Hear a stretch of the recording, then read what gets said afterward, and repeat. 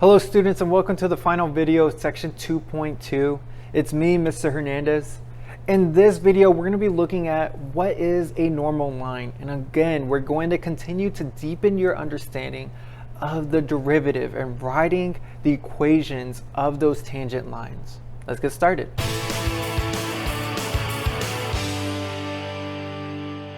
So up above me, I have this graph. F of x is -1/2 times x plus 1 squared plus 4. It's a really nice parabola. What I want to do is I want to focus in at the point x equal to 1 and kind of draw a tangent line so I can estimate f prime of 1. So here's 1. What I want to do is draw that tangent line. Something close to that. It's not perfect, but that's okay. Something close to that. And if I'm looking at that graph, what I see is that it's going about down 2 and over 1. Pretty close to that. Pretty darn close to down 2 and over 1. Okay, so what am I going to say? So f prime of 1 is approximately -2. So now I want to find the equation of the tangent line at 1. All right, so my point of tangency here is going to be 1, 2. All right, so now I have enough information to write my equation. So it's going to be y minus 2 equals m, my slope, which is -2, times x plus, not x plus 1, minus 1. And that's going to be the equation of the tangent line here. But now I want to look at something called the normal line. The normal line is perpendicular to the tangent line. So let me sketch that in here real quick. So perpendicular, that's going to be something close to right there. It should make a cross. If you tilt your head a little bit, it looks like it makes a cross right there, right? Essentially, we've got that nice, clear right angle happening, okay? So I want to draw this line, and I just drew it right there, and I want to find the equation of the normal line. So since the slope of the tangent line is equal to -2, the slope of the normal line is going to be the negative reciprocal, +1/2. Flip it, take off the negative sign. Or if there's a negative on it, or if there's no negative on it, put a negative on it. Well, my point of tangency, or point of normalcy, I guess we could say, is still going to be 1, 2. So let's write out our equation now. That's going to be y minus 2 equals my slope of the normal line, which is 1/2, times x minus 1. And that's going to get us the equation of the normal line. All right, and now it's time to kind of put it all together. Here I have the graph of h prime of x. This is going to be h prime of x. And I want to identify all of the characteristics that are going to be happening, and I want to provide justification for those. So the first question is, identify the intervals where h of x is increasing. So since this is h prime of x, I want to see where h of x is increasing. So you want to go back to what we have learned so far, and h of x will be increasing when h prime is greater than 0, when it's positive, when it's above the x-axis. So what are the points where that's happening? Right here and right there. At those points. So we're going to say h of x is increasing when h prime of x is greater than 0. Therefore, h of x is increasing on -2 to 1 union 3, infinity. Because h prime of x is greater than 0. Now I want to know the intervals where h of x is decreasing. Those are going to be where h prime is going to be negative. So we'll say, okay, h of x is decreasing when h prime of x is less than 0. All right, so what are the intervals where that's happening? Well, it's going to happen right there, and it's going to happen right there.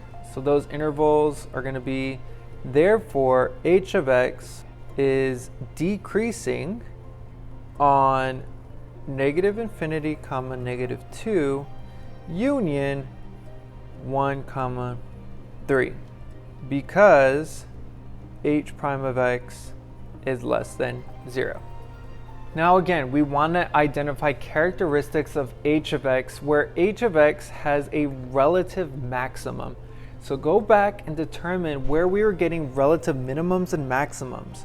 Well, h of x has a relative maximum when h prime of x changes from positive to negative. So let's see where that's happening. So in this graph, where is it changing from positive to negative? So we're looking at where it's crossing the x-axis. So right here, and right here. And only at one point do we have where it's crossing from positive side, from the top to the bottom. Only where is it going from the top to the bottom does that count. So it goes from the top at positive 1 to the bottom. So the only point where that's happening is at positive 1.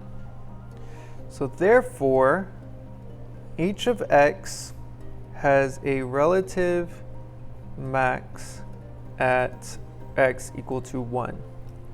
Don't be tempted to tell us negative 1 or negative 2 for the relative maximums and minimums.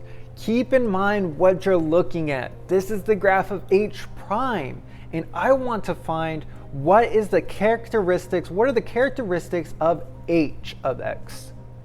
So now I want to find the values of x where h of x has a relative minimum. Again, h of x. And h of x is going to have a relative minimum when h prime of x changes from negative to positive. So let's see where that's happening in the graph. So where is it going from below the x-axis to above the x-axis? The points where that's happening, and 2 points in this case, are at negative 2 and positive 3. Notice that the graph goes from the bottom of the x-axis to above the x-axis at negative 2 and positive 3. So therefore, h of x has a relative min at x equals negative 2 and x equals positive 3. So now we're gaining some extra information about h of x. I know h of negative 1 is 1/2, and I want to find the equation of the tangent line. So h of negative 1 is 1/2. So my point of tangency is going to be negative 1 comma 1/2. Great. Well, how can I find the slope of the tangent line? Well, slope, what are we supposed to be thinking about? We're supposed to be thinking about derivative. I'm given the graph of the derivative. Let's find the value at negative 1. So I look at negative 1 and I find that my value comes out to be positive 5.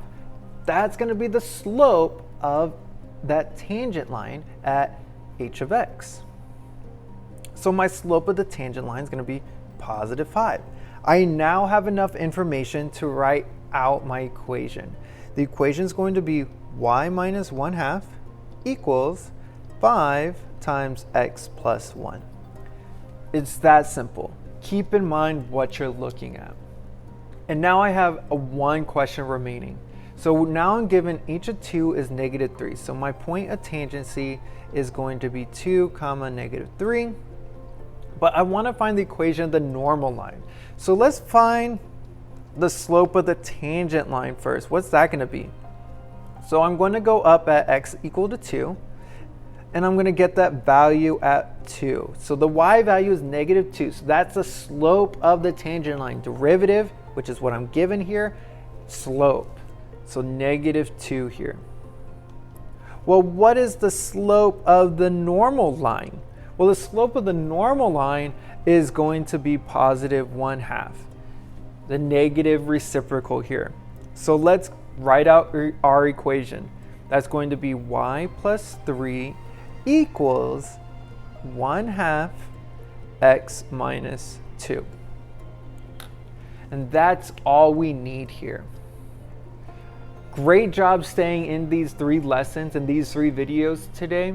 I know you guys are really going to hang in there when you're trying to develop these concepts of the derivative and the connections between the derivative and our regular functions that we're used to.